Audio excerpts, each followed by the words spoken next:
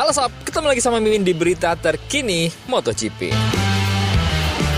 Akhirnya terkuak hal yang mungkin membuat Martin benci kepada rekan senegaranya, Marc Marquez. Jorge Martin ternyata telah meminta klausul kesepakatan Ducati sebelumnya, tapi Marc Marquez menolaknya. Klausul menarik pun disiapkan Ducati dalam tawarannya kepada Jorge Martin. Marc Marquez dilaporkan merusak kesepakatan potensial antara Ducati dan Jorge Martin mengenai klausul kontrak yang melibatkan dirinya. Saat ini, Marc Marquez telah memenangkan perburuan pabrikan resmi Ducati tahun 2025 setelah perubahan besar-besaran di Ducati. Pabrikan Italia itu telah menawarkan kursi tersebut kepada Martin beberapa hari sebelumnya sebelum MotoGP Italia. Namun terpaksa menyusun rencana baru ketika Marc Marquez menolak untuk puas dengan Pramac. Jorge Martin kini telah menandatangani kontrak dengan Aprilia untuk musim depan dan Marquez dipastikan bergabung dengan skuad pabrikan Ducati. Nah, pekan lalu, Martin menerima tawaran kontrak untuk membalap bersama tim pabrikan Ducati pada tahun 2025 yang menyertakan klausul menarik. Klausul tersebut mengatur bahwa motor merah yang diidam-idamkan adalah milik Martin, kecuali Marc Marquez memenangkan kejuaraan MotoGP tahun ini. Tentu, Martin menerima syarat itu, namun Marquez tidak. Martin saat ini memimpin kejuaraan di depan juara bertahan Pecco Bagnaia dan Marc Marquez. Bisa dibilang, penerima terhadap persyaratan tersebut adalah keyakinan pada kemampuan diri sendiri untuk akhirnya merebut gelar tahun ini yang dia lewatkan di Valencia tahun lalu. Namun, kesepakatan itu tidak tercapai ketika Marquez tiba-tiba berusaha keras. Penolakan untuk pindah ke Pramac yang bisa menawarkan paket dan dukungan pabrikan tampaknya menjadi kunci untuk mengembalikan pendulum motor resmi 2025 ke arah yang menguntungkan. Martin mengkonfirmasi perpindahannya ke Aprilia tak lama setelah jelas bahwa dia akan diabaikan untuk mendapatkan tempat yang didambakannya di Ducati. Tentu hal ini bisa memicu Jorge Martin untuk bersemangat setidaknya membalas pabrikan lamanya di tahun 2025 menggunakan motor Aprilia yang sekarang juga tak kalah kencang di grid dan bahkan sempat mengungguli Ducati jauh di balapan Texas kemarin sob.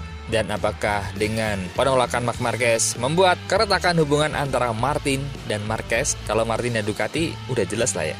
Menurut teman-teman gimana? Berita kedua, Honda sedang melakukan pembicaraan untuk merekrut Alex Espargaro sebagai test rider. Nah, Alex Espargaro banyak diminati sebagai test rider 2025 nih. Alex Espargaro dikabarkan menolak tawaran Yamaha untuk menjadi test rider mereka. Pembalap veteran MotoGP itu dipastikan akan pensiun pada akhir tahun ini.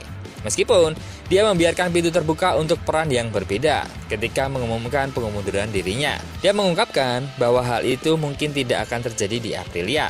Kini, Marca melaporkan bahwa Honda akan mengambil layanan Espargaro pada tahun 2025. Honda mengalahkan minat besar terhadap Alex Espargaro dari Yamaha. Faktanya, Yamaha dilaporkan sangat tertarik untuk merekrutnya. Espargaro dan agennya Albert Valera bernegosiasi dengan Yamaha tapi tuntutan biaya terlalu besar dan menghalangi terjadinya kesepakatan. Namun, kini Honda lah yang memenangi pertarungan perebutan Espargaro. Bagi pabrikan Jepang yang sedang kesulitan, merupakan suatu pencapaian besar untuk dapat mengandalkan pembalap pengungsi yang pengalaman terkini dan relevan. Espargaro memenangkan perlombaan sprint di Barcelona hanya 48 jam setelah mengumumkan pensiun musim ini. Dia adalah roda penggerak utama dan kebangkitan Aprilia untuk menjadi pesaing terdekat Ducati yang dominan.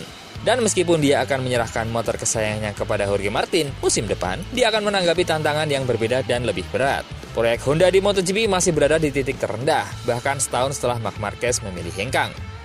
Pengganti Marquez, Luca Marini, berada di posisi paling belakang dan merupakan satu-satunya pembalap yang tidak mendapatkan satupun poin di tahun ini. Honda merekrut Marini dan Johann Zarco, otak berpengalaman lainnya, tahun ini, tapi penambahan Espargaro diharapkan dapat mempercepat perkembangan mereka. Aprilia akan terus menggunakan Lorenzo Savadori sebagai test rider 2025 mereka. Berita ketiga, Andrea Iannone didukung untuk melakukan comeback MotoGP yang menakjubkan. Pertama-tama, penting untuk memutuskan apakah saya tetap di Superbike atau tidak, kata Iannone. Andrea Iannone pantas kembali ke MotoGP, tegas bos Superbike-nya. Pembalap Italia itu kembali dari larangan doping 4 tahun musim ini untuk bergabung dengan Go11 Ducati di Superbike. Penampilan awalnya yang mengesankan telah menciptakan kehebohan mengenai langkah selanjutnya yang mungkin akan kembali ke MotoGP.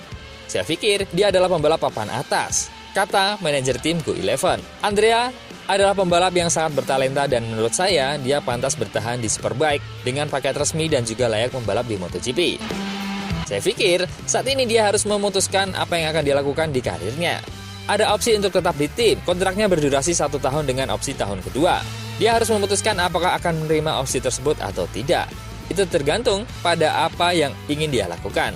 Jika dia tetap bersama kami akan sangat senang. Karena saya pikir kami cukup kompetitif untuk merebutkan podium di setiap balapan. Masa depan dia tidak bergantung pada kami, tapi pada dia sendiri dan Ducati. Iannone mengatakan tentang rencananya pada tahun 2025. Setiap hari, kami memiliki sesuatu yang baru karena setiap hari ada sesuatu yang berubah. Itu normal, dan tidak hanya bagi saya. Saat ini, saya hanya ingin fokus pada kejuaraan. Nah, setelah Misano, saya akan mulai memutuskan masa depan saya. Pertama-tama, penting untuk memutuskan apakah saya tetap di Superbike atau tidak. Iannone kini berusia 34 tahun, muncul dalam perbincangan tentang lowongan di MotoGP musim depan. Nah, hal ini akan diputuskan di 14 Juni nanti saat balapan di Misano.